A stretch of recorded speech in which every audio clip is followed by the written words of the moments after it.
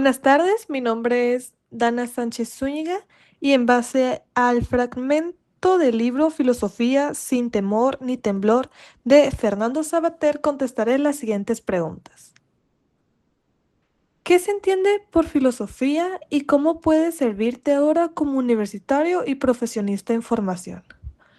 Bueno, se entiende por filosofía no solamente amor al conocimiento, como sería su origen etimológico, sino más bien el autor creo que lo aborda desde un punto de hacer preguntas, pero que estas preguntas abarquen cuestiones que nos corresponden como a todos los seres humanos, ya que interactúan con quienes somos, pero que éstas sean a la vez no tanto como algo operativo, pero que sí sea como existencial.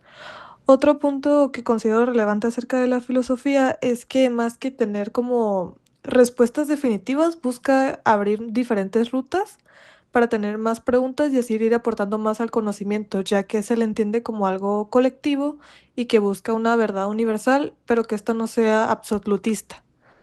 Y cómo nos corresponde a nosotros, básicamente, piensa, ¿no? Nos ayuda a pensar, como a expandir la mente. ¿Y de qué forma nos puede servir como universitarios y profesionistas en formación?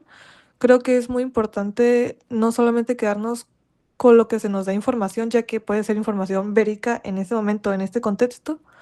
Sin embargo, no es la totalidad de lo que podemos saber. Además, otro punto importante es de que tenemos que nadie más va a pensar por nosotros. Tenemos que ser conscientes, capaces, creativos, inquietos, curiosos por aprender diferentes cosas para poder representar mejor la realidad. Pero más que representarla, pues sería una toma de decisiones. Bueno, y luego la segunda pregunta. ¿Cuál es tu opinión personal de las breves páginas que leíste? Personalmente me gustó, fue un poco didácticos. Me gustó que fuera un poquito más como divergente la forma en la que explica. Me agradó un punto de que, bueno, principalmente citaría como que nadie piensa completamente solo porque recibimos ayuda de los demás seres humanos. Y creo que es importante esta parte porque no solamente es de, tengo una idea y no la voy a compartir. Y creo que se refiere a una parte importante ya que, de hecho, se busca, yo entiendo por el plantel de estudios, que básicamente queremos una interacción. No solamente que nosotros adquiramos el conocimiento, sino que también podamos crear más y compartirlo. Otra parte importante, me gustó que el lenguaje fuera fácil de entender. Sentía como si estuviera algún maestro o un amigo contándome el relato. Y pasamos a la tercera pregunta. ¿Por qué decidiste estudiar ciencias sociales y en particular economía? Particularmente yo decidí estudiar economía por la perspectiva que tiene del mundo y porque, o sea, trata de explicar las cosas que tal vez no podemos ver de primera vista y que sin embargo siempre nos pasa todos los días. Además, me parece muy importante que no consideremos a las personas solo como un número. Otra parte importante, porque de pequeña siempre me dio gusto como hacer negocios, pero o sea, de vender cosas. Pero sin embargo, recuerdo que estaba pequeña y como que todavía la idea de hacer un inventario o algo no llegaba a mi mente. Pero cuando decidí hacerlo como de forma empírica y como que tener una certidumbre de acerca de qué estaba haciendo me trajo mucha paz, pero más que nada como que me dio más curiosidad me motivó básicamente. Fue como o sea, que podía haber hecho esto y si hago esto, entonces cambia todo esto. Entonces, si tengo un inventario, ya sé cuánto vendo y cuánto no. Y básicamente para yo cuando estaba pequeña era como había días en los que decía, es que vendí menos y luego era como que, oye, pero con el inventario dice que en realidad es porque eché más producto, pero en sí sí había vendido lo que quería vender. Así que fue como, esa certidumbre fue más que nada lo que me dio como el brillito, ¿no? Y luego también que siempre me llamó la atención las soluciones que tenías que tener.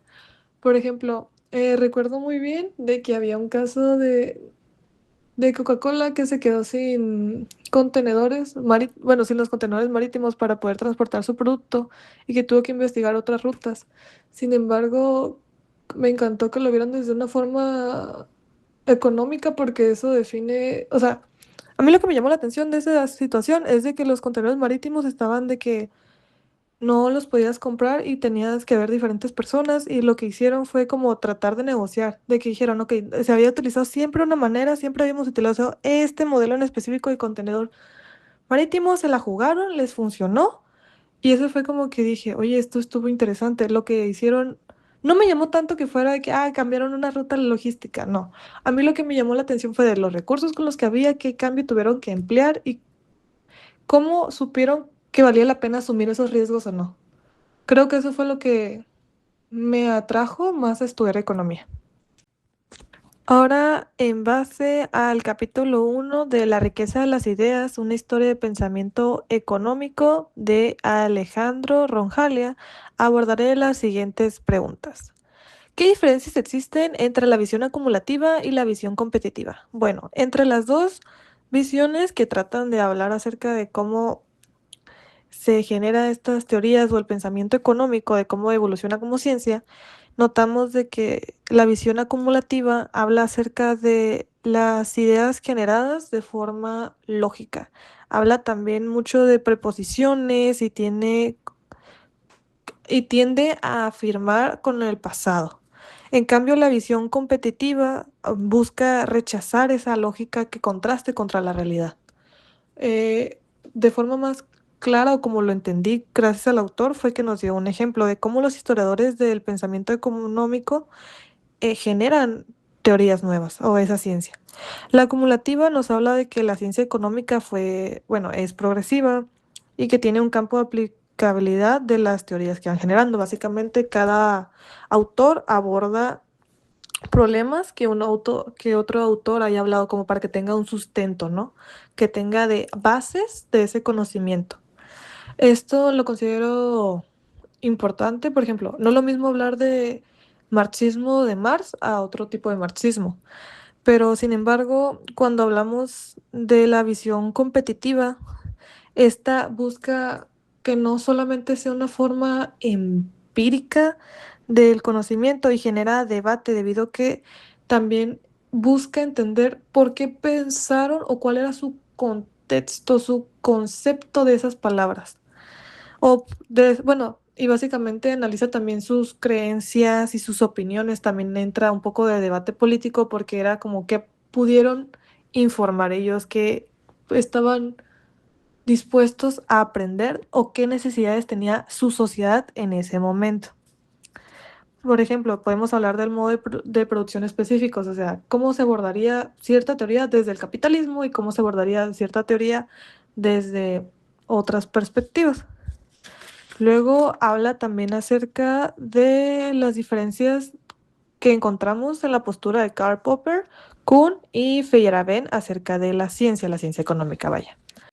A lo que yo entendí, Karl Popper buscaba cuestionar acerca de cómo no solo nos podemos basar en la experiencia para formular teoría, ya que también habla de que no es, no es imposible y siempre hay una posibilidad, vaya, la redundancia, de que va a haber un cambio eventual que nos dé un caso contrario a la primera hipótesis que se tenía formada.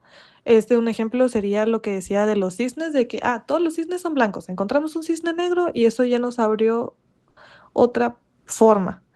Y luego también su método de investigación, pues es básicamente una formulación de conjeturas y busca refutarlas de forma constante. Esto para generar una apertura al conocimiento, no tanto como tengo una hipótesis, la voy a confirmar, sí o no, en base a mi experiencia, va a ser de cómo la voy a refutar. Luego también hablamos acerca de Kuhn, que básicamente menciona que el desarrollo de la ciencia no es lineal, sino que puede subdividirse en líneas en diferentes etapas. Esto me parece, hace sentido debido a que la ciencia económica es interdisciplinar en algunos momentos. Y esto lo habla básicamente a través de los paradigmas, de que, el paradigma se va a utilizar como nuestro sistema teórico porque tenemos que tener definido qué es lo que se entiende y qué les son nuestras dudas. Luego vamos a notar que hay unas anomalías y estas mismas anomalías van a ser a veces lo suficientemente grandes para que no funcione el cinturón de protección y entonces va a haber disrupción, va a haber una revolución científica y va a generar un nuevo paradigma.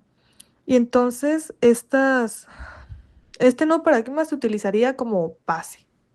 Pero en cambio, Feyerabend dice que una aceptación o el rechazo de un programa de investigación científica es un proceso más complejo que solamente generar de lo que se nos haya generado una diferente experiencia. Contrastando con Karl Popper, sería como su debate, de que habla de que no solamente nos podemos basar en la decisión de experimentos concluyentes, no podemos simplemente de que por un evento en específico vamos a cambiar todo esto. Y luego también sería un poco más, bueno, epistemológico sería más clave porque nos estaría hablando acerca de cómo se genera y cómo se valida ese conocimiento, ya que básicamente no solamente habla de la experiencia como evidencia, sino que también ocupa métodos científicos, por ello es ciencia. Y luego vamos a hablar acerca de cómo se subdivide Alois Schuppeter, bueno, Schuppenpeter, perdón la pronunciación, la investigación económica. Bueno, eran las etapas de la teorización económica. Notamos que son tres etapas, básicamente es el acto cognitivo preanalítico o la visión, es básicamente la identificación del problema, y sugerir como una hipótesis, pero que esta hipótesis no sea de, vamos a validarla o no, es básicamente como un parteaguas, no se busca que sea la hipótesis definitiva, puede haber muchos cambios. Y entonces ya es cuando entra la segunda etapa, que es verbalizar la visión o conceptualizarla de tal modo que sus elementos se sitúen en sus lugares respectivos. Con conceptualizar, básicamente creo que se entiende por identificar los elementos de la realidad que son relevantes para el tema. Es como la información útil o qué conceptos estamos abarcando, para tener más en claro qué sería lo que pudiéramos estar omitiendo o lo que sería como relevante. Y a esos conceptos es lo complicado porque es encontrar en base a supuesto qué es lo importante y son conceptos que a veces pueden llegar a ser abstractos porque hablan de la realidad. Y luego esos conceptos trabajarlos para construir modelos científicos. Básicamente lo podemos resumir en de la realidad, seleccionar lo relevante y construir un modelo científico. Sin embargo, me encantó que el autor hablara acerca de que no tienen que ser lineales, no tienen que tener un orden específico y muchas veces van a tener cambios, pero eso mismo va a enriquecer a la investigación. Y como última pregunta, ¿por qué consideras que es importante estudiar la historia del pensamiento económico? Bueno, la considero relevante ya que nos está hablando acerca del contexto, la evolución, el devenir que nos había mencionado, de las herramientas detrás de las respuestas a las que los autores llegaron.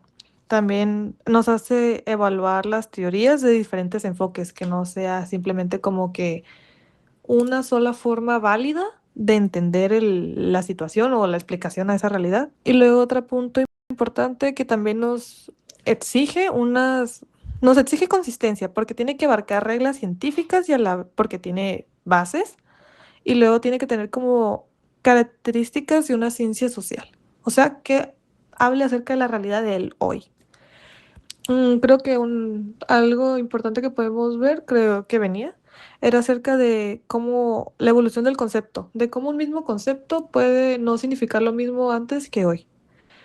O de que hablamos tal vez de la misma cosa, pero desde una perspectiva diferente. Por ejemplo, que antes a las personas fueran máquinas sensibles y que ahora son agentes económicos porque aportan, reciben, interactúan, mueven la economía. Y luego esto nos da entonces un sentido de dirección, ya que aclara las modificaciones de las representaciones del mundo. Y al ser, pues, básicamente para mí, historia, hay un intercambio de puntos. No es como que en la historia, o sea, no hay buenos ni malos. Es diferente la perspectiva desde la que se abarca. Además de que nos sirven como de referencia para explicar los cambios principales, por ejemplo, los intereses políticos que llevaron a ciertas decisiones.